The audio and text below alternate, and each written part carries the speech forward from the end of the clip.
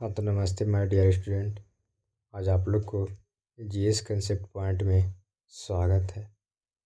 हमें ये खुशी हो रही है कि आप लोग अच्छे से 2027 इंटर परीक्षा की तैयारी कर रहे होंगे। और आज हम चैप्टर 1 क्लास 12 बातचीत, जिसका लेखक बालकृष्ण भट्ट जी हैं, वही चैप्टर का ऑब्जेक्टिव आज हम करने वाले हैं। इसमें सबसे पहला क्वेश्चन है, बातचीत शीर्षक निबंध के निबंधकार कौन है? बालकृष्ण भट्ट जी हैं। दूसरा क्वेश्चन है, बालकृष्ण भट्ट की रचना बातचीत क्या है? एकांकी, कहानी, यात्रा स्मरण, ललित निबंध। आंसर इसका बताइए आप लोग कमेंट बॉक्स में। क्या है? ललित निबंध है।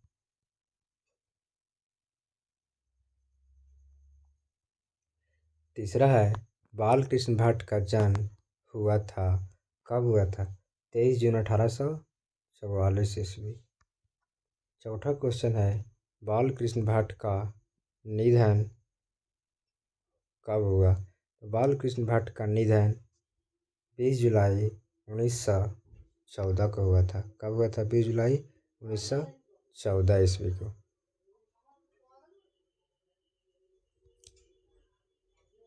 पांचवा क्वेश्चन है, बालकृष्ण भट्ट का निवास स्थान कौन सा है?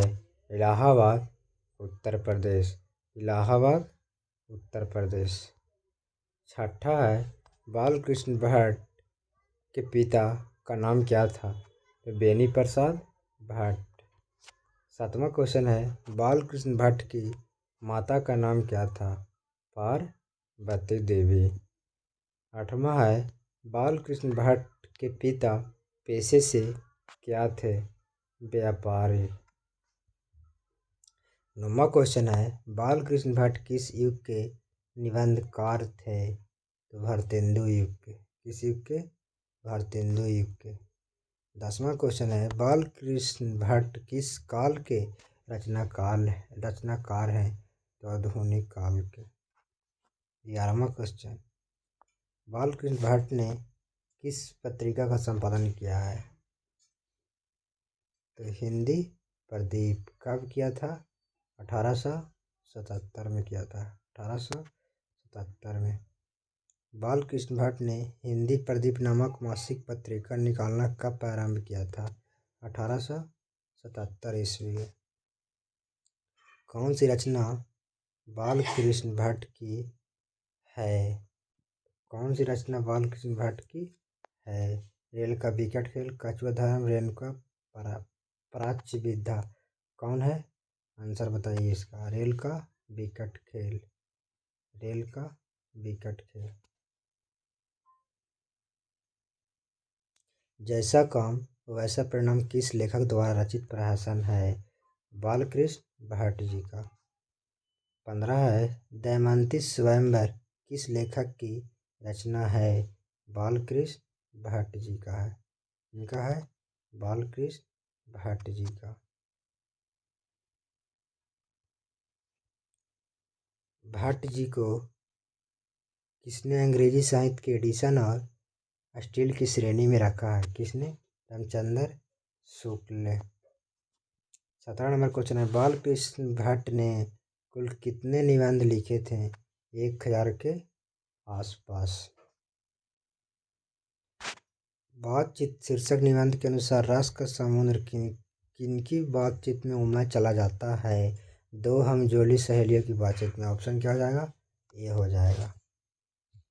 आगे है, 100 अजान एक सुजान नामक उपन्यास के उपन्यासकार कौन है? तो 100 अजान एक सुजान। तो सबसे पहले तो क्वेश्चन पूछेगा कि उपन्यास है, क्या है? उपन्यास। किनका है? बालकृष्ण भट्ट जी का है। नौजवानों की निंदा किनकी बातचीत का मुख्य प्रकरण है? किनकी? दो बुड्ढों की। लेखक बालकृष्ण भट्ट के मन में अध्ययन की रुचि एवं लालसा किसने जगाई? उनकी माता जी ने। किसने? उनकी माता जी ने।